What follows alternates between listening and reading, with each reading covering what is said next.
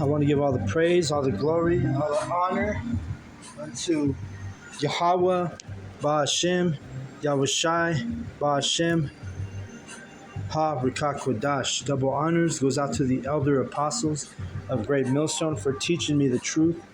Also, I want to acknowledge all the Akyam who are pushing the truth with sincerity throughout the four corners of the earth. All right, so today I'm going to start through the Spirit in Luke 7 and 18. And it says, "And the disciples of John showed him all these things. And John, calling unto him 2 of his disciples, sent them to Yahushua, saying, Art thou he that should come, or should we look for another?" Because they understood, the first thing this tells you is the people understood reincarnation, and they knew that the Most High Yahweh was going to send a Messiah. All right? That's why they were asking the question, art thou he that should come, or should we look for another? Verse 20.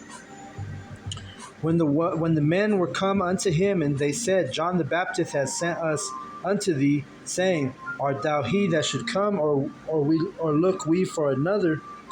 And in that same hour he cured many of their infirmities and plagues, and of evil spirits, and unto many that were blind he gave sight. All right, so that's one of the powers that Yahushua was able to do. He would be able to, lift plagues, lift off evil spirits, and he gives sight to the blind. And really, the blind is the people who don't understand this truth. So this truth. We always tell you it's for the elect. So only the elect are going to be able to receive that sight. All right, because it's a spiritual, and in this case it was physical, but it's also spiritual. Okay, because you have to be of the elect to be able to see this truth.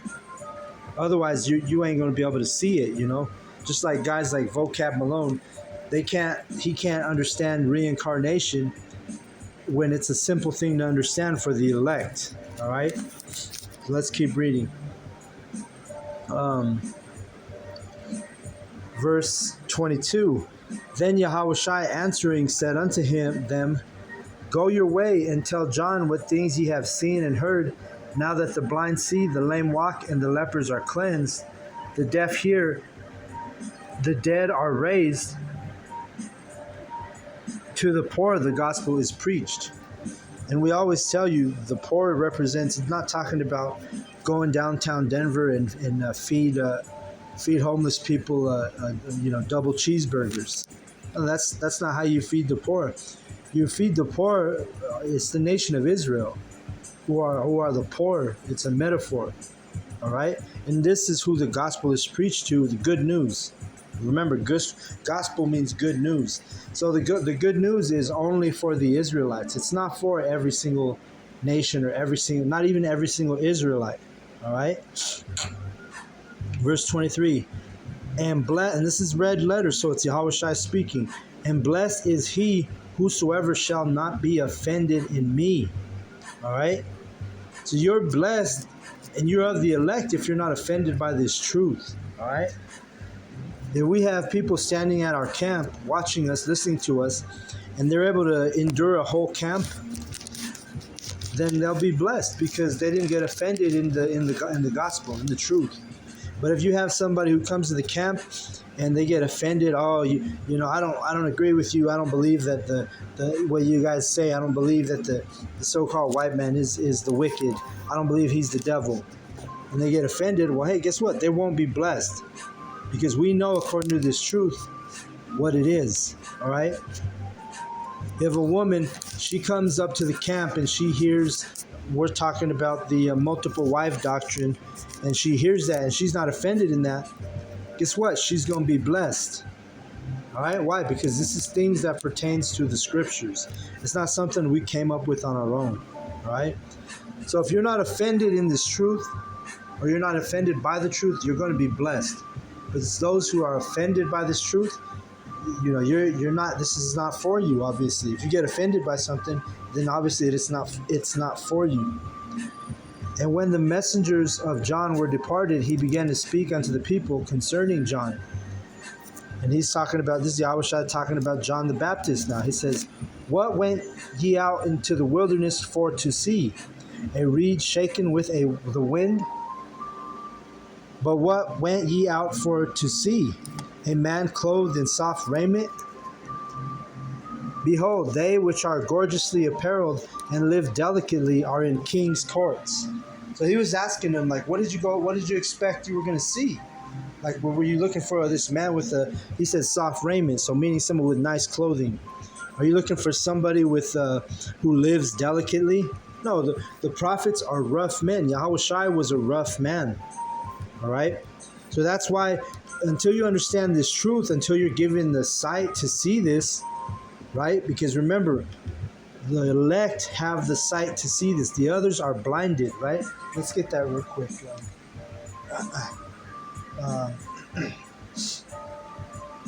Let me grab that scripture.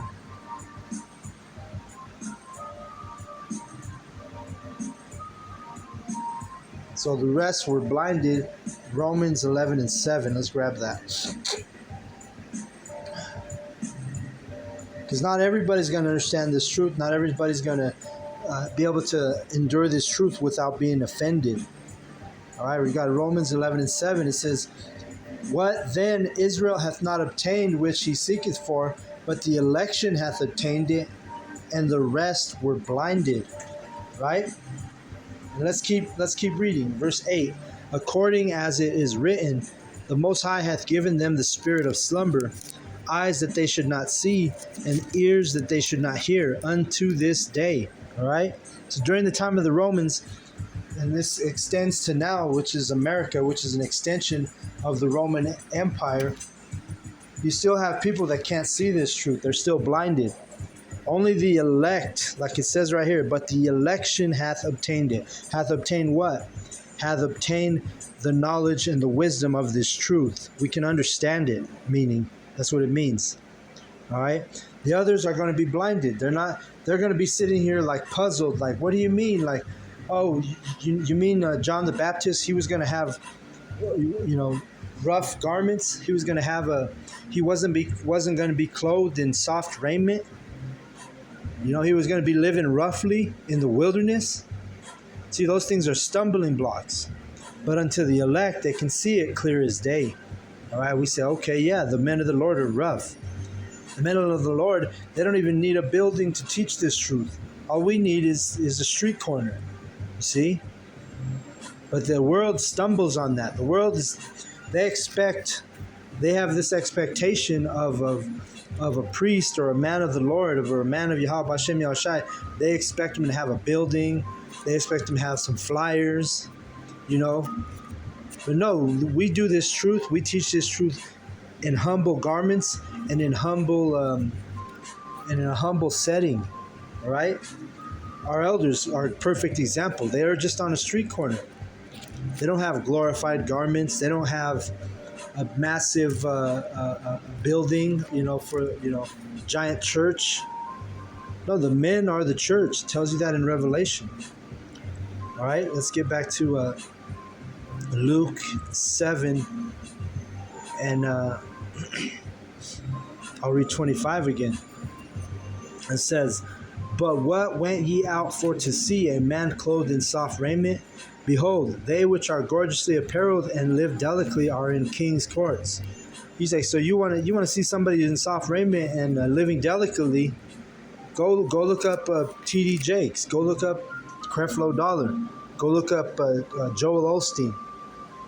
Those are the men that people, the masses, the majority of these people, that's who they're looking for. They're not looking for the true men of Yahweh Hashem Yahushai who are going to be dressed roughly and rough men teaching this gospel with passion and sincerity and authority, just like Yahushai did. You see? Verse 26. But what went ye out for to see? A prophet? Yeah, I say unto you, and much more than a prophet. And he's talking about John the Baptist. This is he of whom it is written, behold, I send my messenger before thy face, which shall prepare thy way before thee. All right? And this is dealing with the reincarnation, because he's speaking about John the Baptist. We can go back to Malachi, it says the same exact thing. Malachi 4 and 5. It says, "Behold, I will send you Elijah the prophet before the coming and the great and dreadful day of Yahweh, Bahashem Yahushai." Verse 6, "And he shall turn the mind of the fathers to the sons, and the mind of the sons to their fathers, lest I come and smite thee with the curse, the earth with a curse." So you see, Malachi the prophet was saying the same thing. He said, look, Elijah the prophet's coming before the great and dreadful day. And we know through the Spirit, this is another lesson, but we know that Elijah, when he came back into to the earth, reincarnated, he was John the Baptist. And then you fast forward to the modern day, John the Baptist was our elder's elder, Abba Bivens. Whether you're able to receive that or not, again, only the elect can obtain this. The rest are going to be blinded to this truth. Okay? You got to be of the elect to be able to understand what I'm saying. Otherwise, you're just going to be we are a stumbling block unto you. And this is the way Yahweh has made it. He didn't make this truth for every single person. That's what the Catholic Church teaches you. And we're here to tell you the truth, that the Catholic Church is lying. It's not for everybody. We're happy to tell you that the truth is not for everybody. All right?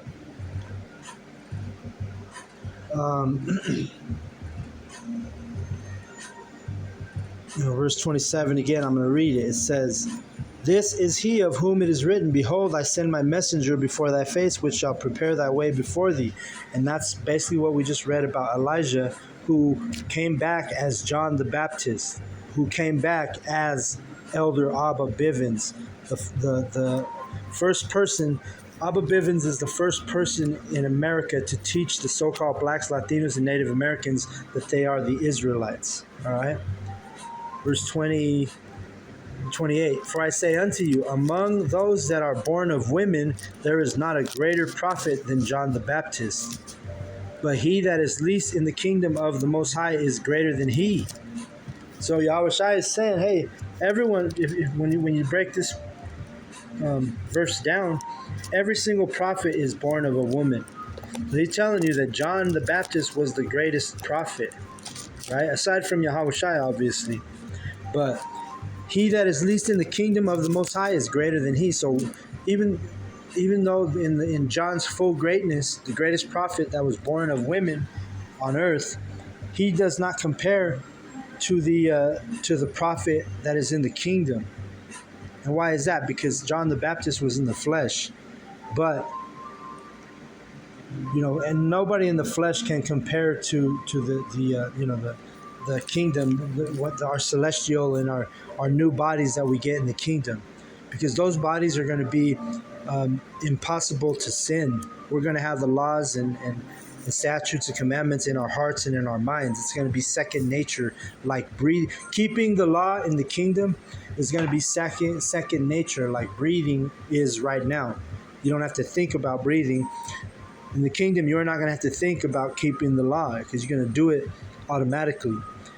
Verse 29, "And all the people that heard him and the publicans are tax collectors, justified the Most High, being baptized with the baptism of John. But the Pharisees and lawyers rejected the counsel of the Most High against themselves, being not baptized of him." You see that?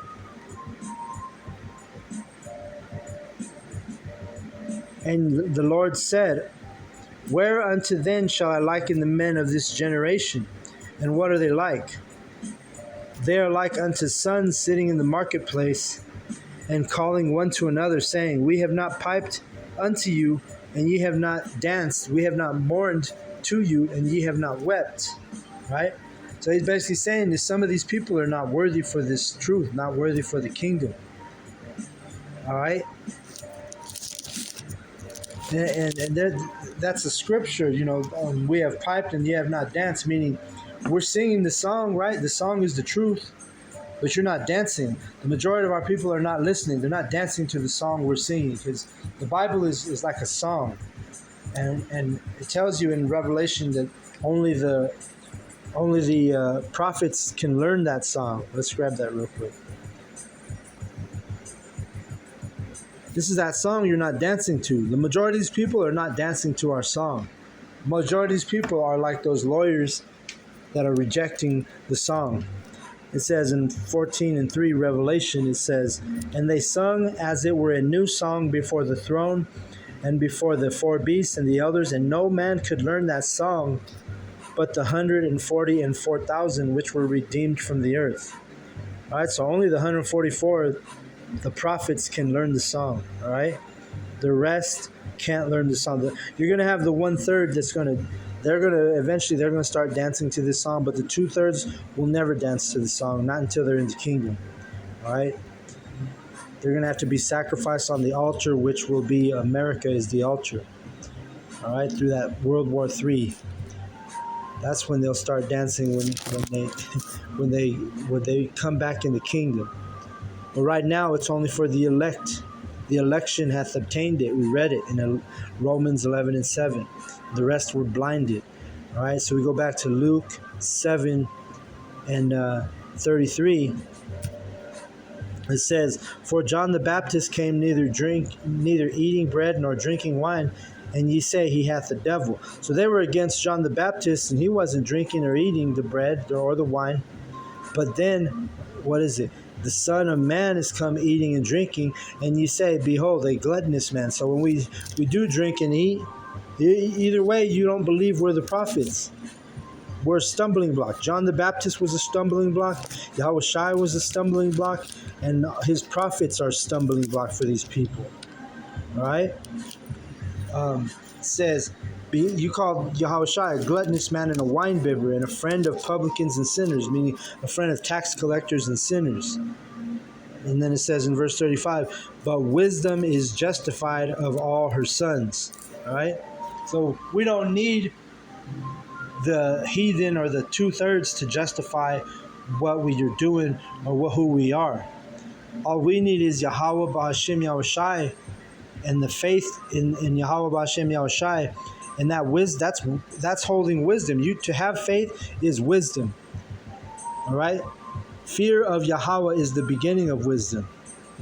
So that's what we need to be justified. We don't need the 2/3. We don't need the heathen. We don't need the nobles of America. Just like Yahushua didn't need the nobles in Rome. All we need in our corner is Yahweh B'Hashem Yahushai. Everybody else can, as in the words of Dr. Dre, can choke on a fat one. All right. All we need is Yahweh B'Hashem Yahushai. So with that, I'm going to go ahead and close out. I want to give all the praise, all the glory, all the honor unto Yahweh B'Hashem Yahushai B'Hashem Ruach Kodash. Double honors goes out to the elder apostles of Great Millstone for teaching me the truth. Also want to acknowledge all the Akyam who are pushing the truth with sincerity throughout the four corners of the earth. Shalom to the elect.